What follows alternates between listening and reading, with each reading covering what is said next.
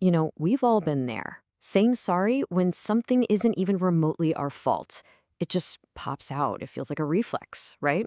But what if I told you that this habit isn't the sign of weakness that so many people think it is? We're about to get into the hidden psychology behind saying sorry too much, and trust me, the real reason is pretty fascinating.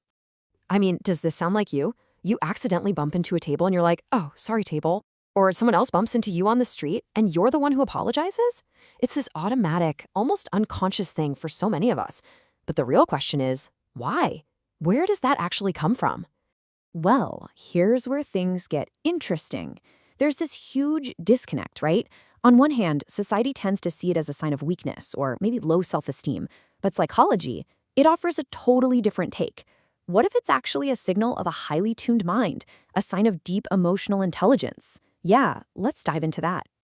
Okay, so first things first, we've got to understand what's happening in your brain in those split-second moments.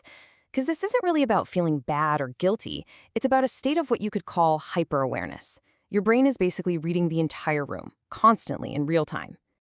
A huge piece of this puzzle is a concept called rejection sensitivity.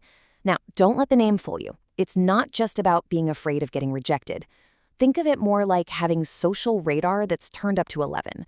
It's this heightened, almost predictive ability to pick up on the tiniest little shifts in other people. A slight change in their tone of voice, a pause that's just a little too long. You sense the potential for conflict before they're even fully aware of it themselves. So how does this play out? Well, it happens so fast, it's basically unconscious. It's a three-step dance. Step 1, your radar picks up on those subtle social signals. Step 2, your brain flags it as a potential problem, a potential disruption.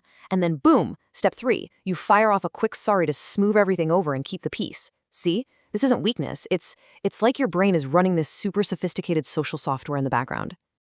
A great way to think about it is that your apology is acting like a social buffer. It's this little tool your brain uses to create a cushion, a bit of space between you and any potential negative energy floating around. It's a protective shield, really. So, why do you even need that buffer? Well, it's often because you just have a highly sensitive system. You're someone with really high social sensitivity. You feel the emotional weight of a situation deeply. So that little sorry becomes your go-to tool for managing the vibe of the room, just so you don't get completely overwhelmed by it all. But let's be real, this reflex didn't just pop up out of thin air. To really get to the bottom of the why, we have to rewind a bit. We've got to look back at our childhoods, because that's usually where this whole sorry reflex was born and wired into us. There's this key psychological concept called parentification, and it's a really big deal here.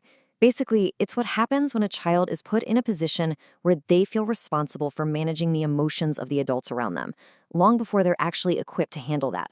You essentially become the little peacekeeper, the emotional manager for the whole family.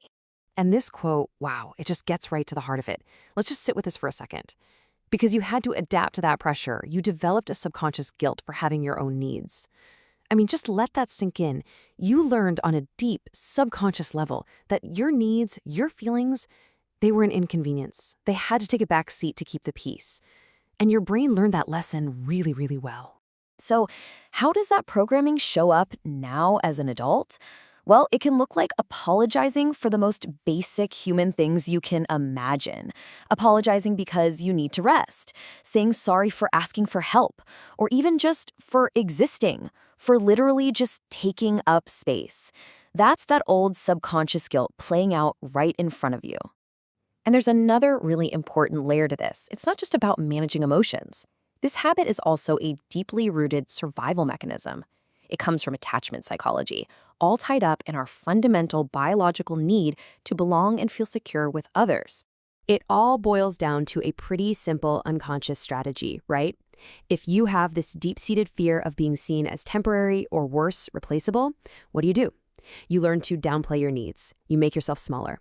And if you're terrified that any little conflict will lead to rejection, you learn to become super agreeable, to be easy to love. It all comes from a need to feel safe in your relationships, and that sorry becomes a crucial tool for maintaining that safety. Okay, so we've gone through the hyper-awareness, the echoes from childhood, the survival strategies. So now what? Where do we go from here? Well, it all starts with learning to take up your space and completely reframing this whole sorry reflex. And listen, if you take away only one thing from all of this, please let it be this. You are not broken. You're not too submissive. This is not some character flaw that you need to fix or get rid of.